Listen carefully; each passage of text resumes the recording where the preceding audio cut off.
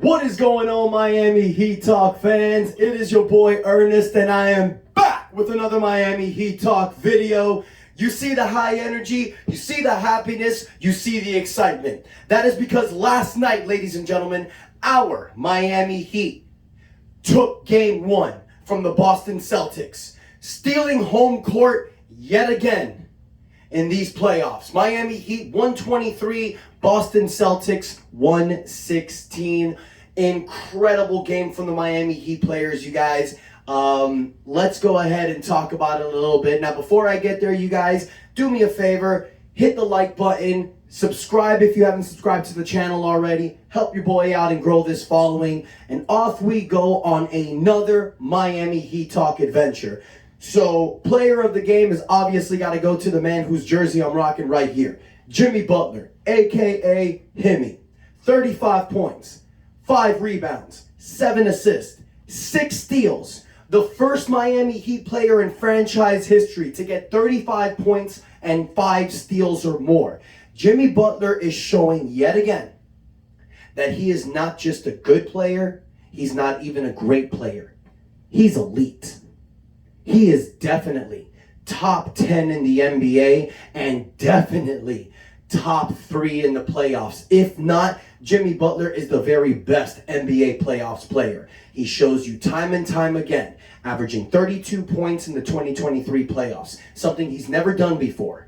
He is proving all the naysayers wrong. All these people that said Jimmy Butler cannot carry a team. All these people that said Jimmy Butler is not a true number one. All these analysts that say that Miami Heat need a star to win the championship. You guys are wrong. You're wrong. And you know what? While we're in the subject right now, let's talk about a few things. Because look, right now it's still like close to 9 a.m. All the outlet channels haven't spoken yet.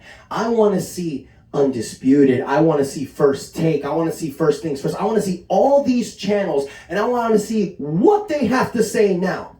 All these mierda talkers and ESPN saying that the Miami Heat only have a 3% chance to win this series. And oh my God, for those of you who saw the game yesterday in TNT, I am sick and tired of hearing about Jason Tatum's 51-point performance in Game 7. I get it. It was incredible. He beat Philadelphia. But that's all they were showing last night. How about TNT? You give a little love to the Miami Heat. Show Jimmy Butler's 56-point outlet against the Bucks. The 42 points that he had to close them out. I understand that Jason Tatum's was more recently, but Jesus Christ, we get it. The NBA, you love Boston. And for those, and I mean, staying in the media subject, TNT guys, Charles Barkley, Shaq. This is the Miami Heat's second year in the playoffs in a row where we've had this kid named Max Strus. For the love of God, his last name is not Strauss, it's Strus. This is the second year you guys have been covering him in the NBA playoffs. For the love of God, get the name right. I mean, it's one of those things that just irks me a little bit, but give the Miami Heat some respect. And all these people, I really want to see what they have to say, because it's funny that these analysts in ESPN, when Jimmy Butler dethroned the Milwaukee Bucks, everybody was riding that bandwagon, sniffing his ass. Then once Jimmy rolled his ankle against New York, everybody was like, okay, that's it, Miami's out. We win against New York, and they're like, wow, the Heat did it. But there's no way they can beat Boston. Face. I really want to hear what y'all got to say right now. Can we stop with the hating? But no, you know what? Stop that. Continue the hate. Because after game one, Jimmy Butler says he doesn't care what the media thinks. Doesn't care. And honestly, as Heat fans, we really shouldn't care either. Because no matter how good we are, no matter what we do, we're not a favorite of the NBA. We're not the Celtics. We're not the Lakers. We're not the Knicks. We're not the Bulls. We're not these franchises that the NBA creams themselves over. The Miami Heat is the forgotten little stepchild that the NBA does not care about, and we've grown success because of the way we play the game. Last night was a perfect example. Now, I know Boston fans are going to say that I'm hating or complaining. I'm not. We won the game. But the first half was so clear that the NBA's wanted Boston to win this game. The NBA officials were leaning so many calls towards Boston. Every time they would get into the paint, foul called. But Miami would get to the paint, no foul called. And I know it sounds like I'm complaining. I'm not. We won the game. But that just shows you right there how tough this Miami Heat team is. For Malcolm Brogdon, before game one, to say that the Celtics were going to out-tough the Miami Heat, bro, you messed up right there. We are the toughest team in the NBA. We are the dogs of the NBA. You can't out-tough the Miami Heat. Now, with all that said, there was a point in the game where you watched, and even I said, damn, bro, Boston is so good. There was a point where they were up 13 points in the second quarter, you guys, and I'm not going to lie, I'm sure a lot of you thought the same way. Damn it, bro. Boston is getting this on us. But then I had to stop myself right away. That negativity started creeping up. And you know what, guys? Cocky Heat fan tore him down. Cocky Heat fan kicked that door open and said, wait a second. You're getting scared being down 13 points? What about when we were down 16 points against Milwaukee going into game 5? And everyone thought it was over. We have HIMMY. With HIMMY out there, anything is possible. So yeah, the Miami Heat were down 13 points in the second quarter at one time, 15 I believe, and then we were down 9.5. But what did we do? We dusted off, we came back, and we dominated. We went on a 45-26 run in the third quarter, and we never looked back. Now, Boston would not let up. Every time Miami would steal away with a 6-point lead, 9-point lead, Boston would cut that crap right down. At the end of the third quarter, Miami had an 11-point lead. And I remember I looked at my wife and I said, Boston's going to cut this down. Boston's going to play with a ferocity, and they're going to cut it back. And they did. They started the fourth quarter with a 7-0 run, down by 5. But Kyle Lowry, Jimmy Butler would not let up.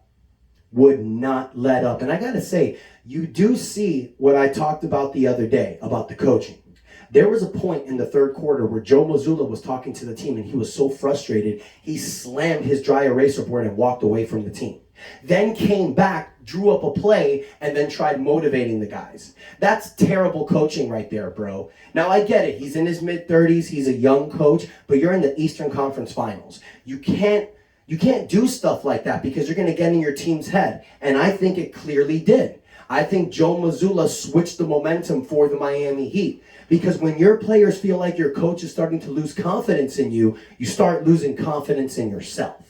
So that was one thing that I did notice. But it's not just Jimmy Butler that killed this team. Let's talk about the other players and let's give some flowers where they're rightfully due. Bam Adebayo.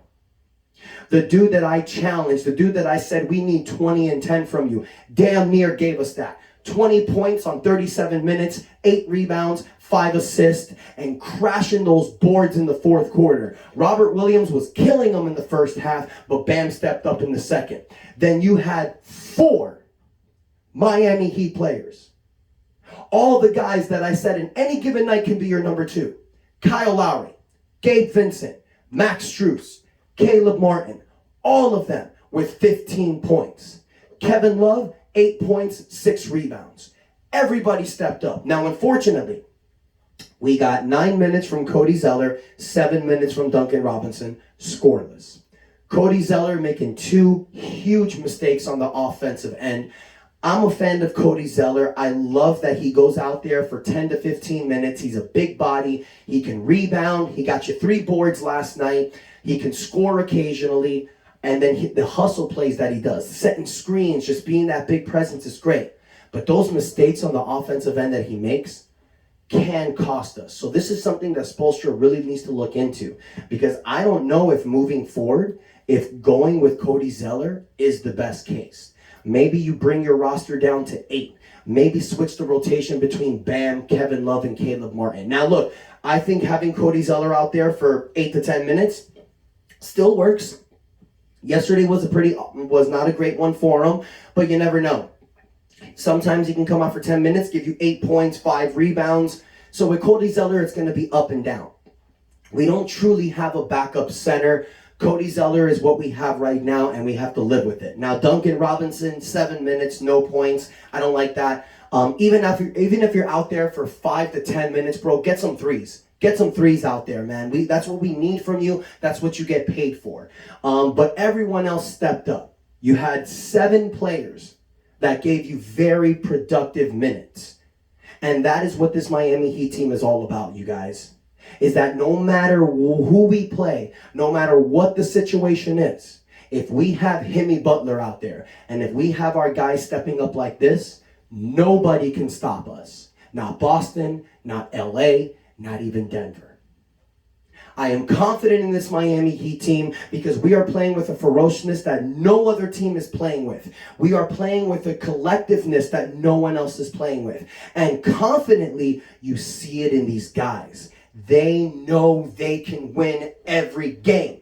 And they need to take that confidence into game 2 tomorrow night. Because I'm so happy the Heat won because I really want to hear what all these people are going to say in ESPN. And I want them to put their foots in their mouths and finally apologize, but that ain't going to happen. I swear to you guys, this is what you're going to see. The Heat won game 1. They're going to give a little credit to Eric Spoelstra, to Jimmy Butler, maybe a little bit to Bam and Kyle Lowry, but then they're going to say how Boston is going to come out in game 2 and win that game.